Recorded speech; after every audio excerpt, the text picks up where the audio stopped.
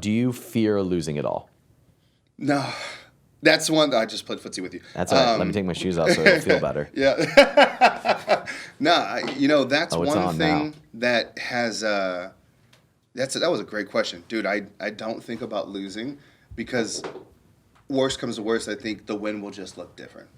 The win will just look different? The win will just look different. In other words, it's like, okay, hey, maybe this model of what I thought it was going to be is cool, but because this is really the skill set to make money, as you know, it's like, all right, I'll just put it different out. I'll make it look different. Like, I don't know. I've just never been more confident in my skill set. I really fucking feel great at what I do. So that's what gives me the strength of not fearing that. Yeah, got it. So you're ad driven. You teach creating ads. Yeah.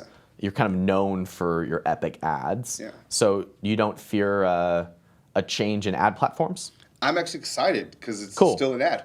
Yeah, cool. We bet on it. We bet on the fact that everyone's doing Facebook now, then it's going to be YouTube, and then it's going to be Jubalju, and then it's going to be VR. And when they do change, they're going to keep buying our shit because we're going to keep saying, hey, it all changed. You're freaking out, but this is how it's done. Yeah, cool. And it's my greatest passion, too. I love sometimes I get in function. I'm like, I don't want to make another app. But then sometimes I'm like, all right, team, let's go all in. I love that shit. Okay, cool. My next question is, you seem to have scaled a lot in the last 3 years. Your team's a lot bigger, and you're a lot more well-known. What has been the primary drivers or primary decisions behind ads? But I will go deeper for everyone, and I'm sure you'll agree with this, but simplification. Oh, tell me more. Tell me more about being simple. Passion, like simplification. Like every single time I've made a step to add on to the business or do this and this and this and that and word, surely enough, we've always stunted growth. When we just say simplification, this is what we do, it's the one thing, and repeat it. I don't even say scale, I say repeat. That's ingrained in my thing is repeatability. What can we keep doing again and again and get better? Because one thing I've found is when growing a team, when there's all these new changes, it's really hard to level up your team, which means it's really hard to level up the profitability and the efficiency. So I have been obsessed with simplification. Like right now, years ago, I sent out an email and I fired 150 clients because I felt like we were too spread out. I gave them a 30-day notice and said, well, we're going to do this. We're going all in on education. We're going to be a rival there. And again, every time, it's just speed and simplification because of repeatability, and that's when the team can get great at something, and that's when you see the most growth. So can you explain to me how, in that context, you simplified? It sounds. I know you had an agency. I'm assuming that doesn't exist anymore based on what you're just telling me. It does, but we just use it differently. Okay, got it. So what did simplification look like to you? Yeah, so it got busy when it was like agency, hundreds and hundreds of clients, and then it was like speaking event, and then it was like fucking courses and hosting a course, and then it was like, well, let's do a private event. And then it was like, well, let's do this. And let's. You were doing lots of different things. Exactly. And you just decided to be choosier about what you're doing. Our focus just got all over the place, and the team would get frustrated. They got overworked and changed. So now it's just, what do we sell? The Genius Advantage. We help people create ads. You can pay monthly or pay annually. The end. Yeah, that's one beautiful. Upsell. If you want more hands-on support with our team, School of Genius. And I've also, this has been a big change. I've also made peace this year around my birthday, May 1st.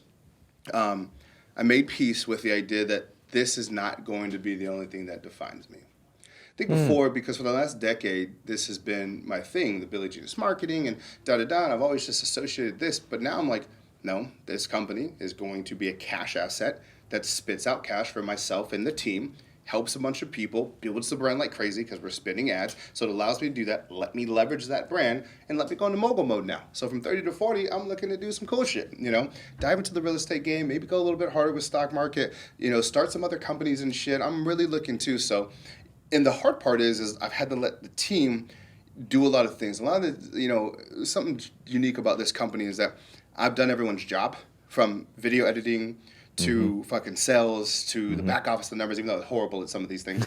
But I've done them all, and I bottleneck the company because it's always relying on Billy. And so, I can't relate at all. You know what I mean? But the challenge is letting go. I'm like, okay, I'm going to let the team do this, and knowing that it's going to be bad. Not good. It's going to be bad at times. There's going to be some great times, but it's going to be bad. And finding peace with, this is an investment. This is a monetary investment.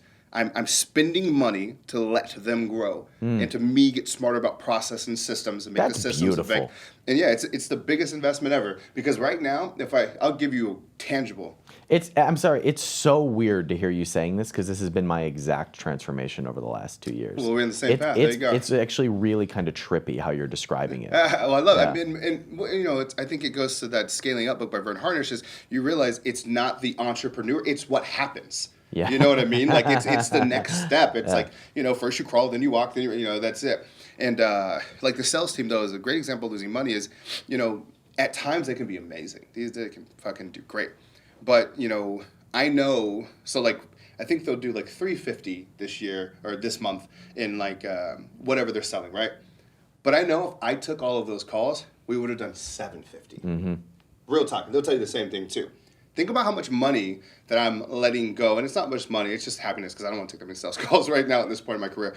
But I have to do that to allow them to get better. And then listen to the recorded call and workshop, it with them. But that's also what makes me feel more comfortable about the L. Because if I need to come in and we're in a cash tight spot, I know I can kind of step in and substitute myself and get us out of it. If that makes sense. So, yeah. So you've built out a almost intimidating studio. This place is amazing. Thanks, man. So that's not cheap. No, we spent $1 million on all the shit in the back office. Yeah, and you've got an incredible team that is very attractive, right? So, I'll let them know. So tell me what has been the financial driver behind all this growth? Ads. I hate to say it, like but ads to what? I'll be specific. Ads to fucking video sales letters. Mm-hmm. Straight up, it's our everything. It's like. And we didn't fucking invent it, y'all. Like an infomercial was like, they told you the secret. They're like, hey, we're just going to get on video and record a presentation, and you're going to watch it, and some will buy. And do you make more than you spend? And that is our whole model.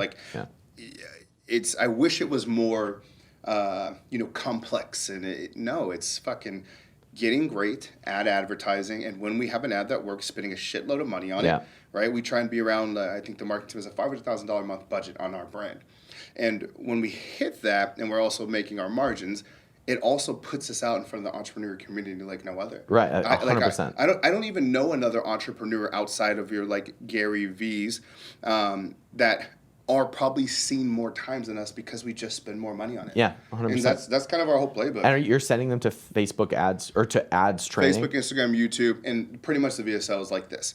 Hey, you're here right now because you saw an ad. My background as agency is how I learned all this shit working with these companies. My students work with all these companies. Yeah. This is what we do. If you want us to teach you how to advertise to grow your business and stop fucking depending on referrals, click here. That's every message, period. When I'm on stage, podcast, it all goes back to me. I'm adjusted up differently. That's the core, though.